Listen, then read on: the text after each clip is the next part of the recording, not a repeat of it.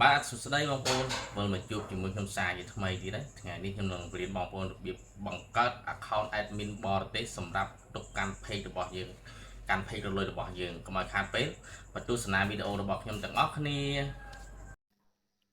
ឥឡូវយើងចូលបង្កើត account បរទេសរបស់យើងឥឡូវយើងបើក VPN មកបងប្អូនយើងចូល VPN បងប្អូនអាចទិញ VPN ផ្សេងបានអញ្ចឹងវាមាន VPN មានច្រើនប្រភេទបងប្អូនហើយយើងបើកវាមកណាយើងចង់ដាក់មកប្រទេសណាយើងបើកប្រទេសហ្នឹងមកសម្រាប់ខ្ញុំបើករួចរាល់ហើយខ្ញុំក៏ចូលមកក្នុង account Facebook របស់ខ្ញុំ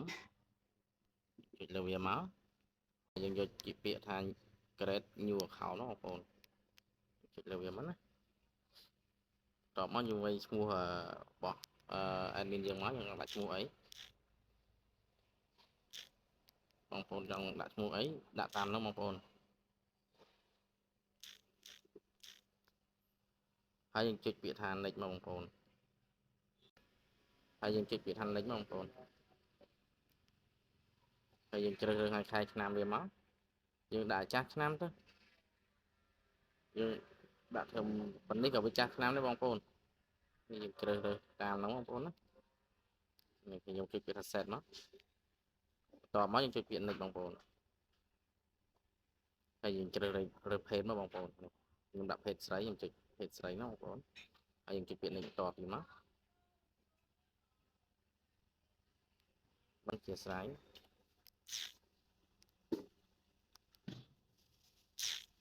នេះលេខទូរស័ព្ទបរទេសដែលខ្ញុំនិយាយទុកឲ្យហើយបងប្អូនបងប្អូនអាចទិញលេខអីក៏បានដែរបងប្អូន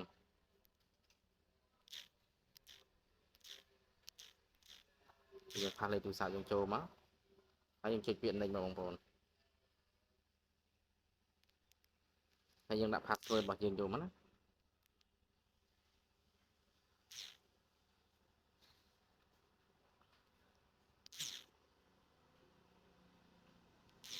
បន្ទាប់ពីយើងដាក់ password ចូលហើយយើងចុចពាក្យ next មកបងប្អូនបាទឥឡូវយើងយកពាក្យថា em agree មក I agree create account វិញមកណា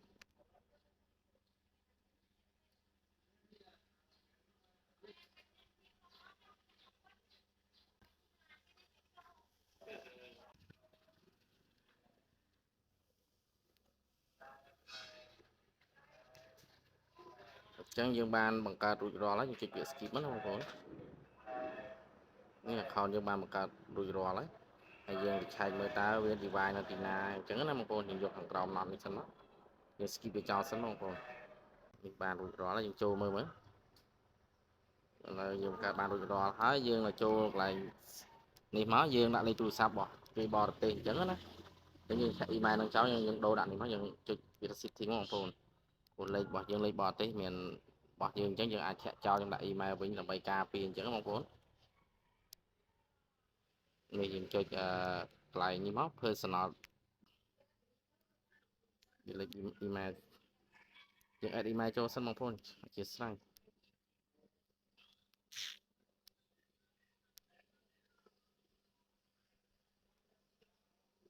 យើងទៅ confirm code សិនមកហើយនេះoutlook mail របស់ខ្ញុំបាននេះហើយខ្ញុំ confirm code សិននេះកូដវាមកបងប្អូន970157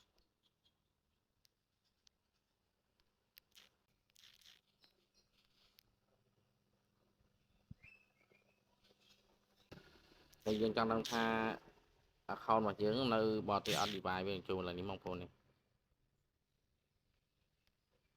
ចូលតាមខ្ញុំណាខ្ញុំរៀងលឿនតិចជាស្រេចហើយយើងចូលពី where you log in ហើយយើងមើលមើលតើ device វានៅទីណាដែរបងប្អូន